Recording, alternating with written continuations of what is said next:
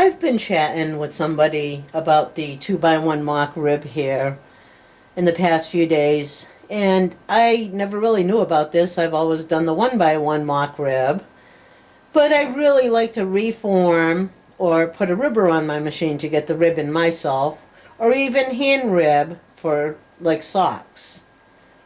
But also, somebody else wants to see my knitting kitten in action.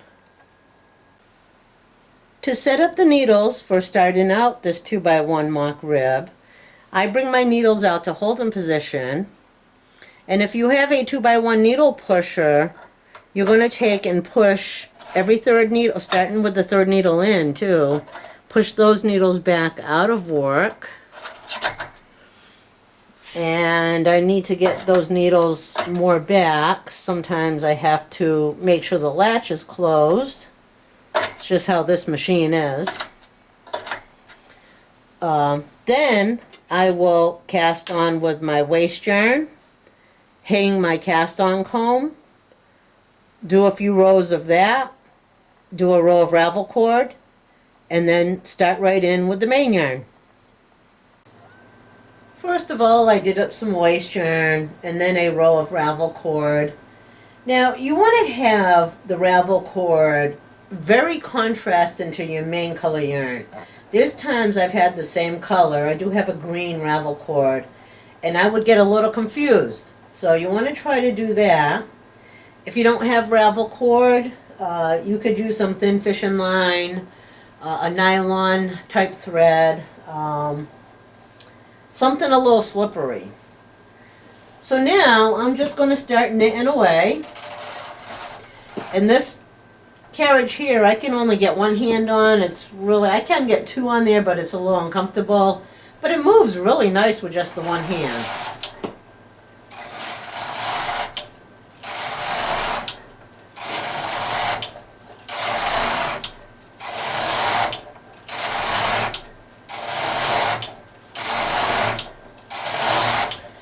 And with any mock rib, you need to double up the rows of the rib you want. So if I want 20 rows, then I'm going to do 40. Unfortunately, my counter, well, I do have the counter. It's the tripper that doesn't work right. I have to fix that on this machine. So now I bring the empty needles up into the working position. And here you can see the yellow and the green, really nice contrasting colors. So I can go ahead, take those first loops, and I am going to put that on the second needle that has a stitch on it, and then the third needle that's empty. I'm going to go into the next two loops, and make sure I'm skipping one needle so that I could bring that empty needle, put a stitch on it is all. And this is going to close the hem. So do that down the line. Now sometimes on this end here of my ravel cord, it kind of knots up. So I would have a hard time pulling that out. And what I do is, well, I could see that the two stitches here were hung on the needles there. So I could go ahead and just unravel a little bit of that ravel cord on the end. Then I'm going to hang claw weights only this time. As with most Singer Studio Silver Reed metal bed machines, the plastic machines, you do need that cast on comb. Now I'm going to do something a little unconventional here. I did work up my rib on tension dowel 5. I'm going to go down 2 numbers just to do the first joining row here.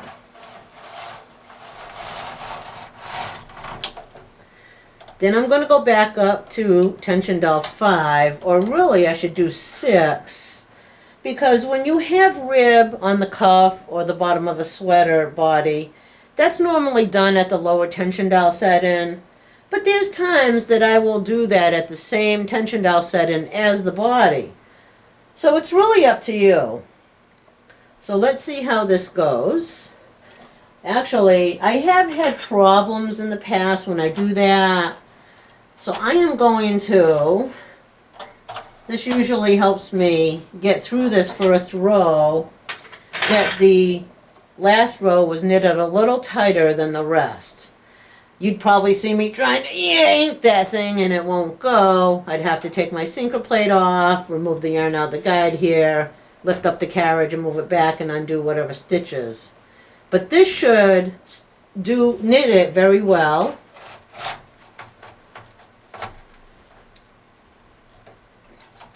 Oh, spoke too soon. Here we go. Okay, so now I'm just going to continue as if this was normal knit-in.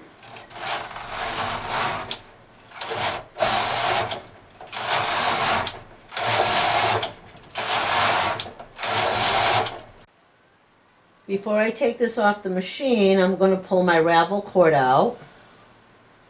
And that went just fine, as I undid it in the beginning. And now I'm going to take it off on my garter bar so I can keep that top edge up above. Well, when the yarn splits, I take and I close the latches using the latch tool opener, and then it goes a lot easier and not splitting the yarn.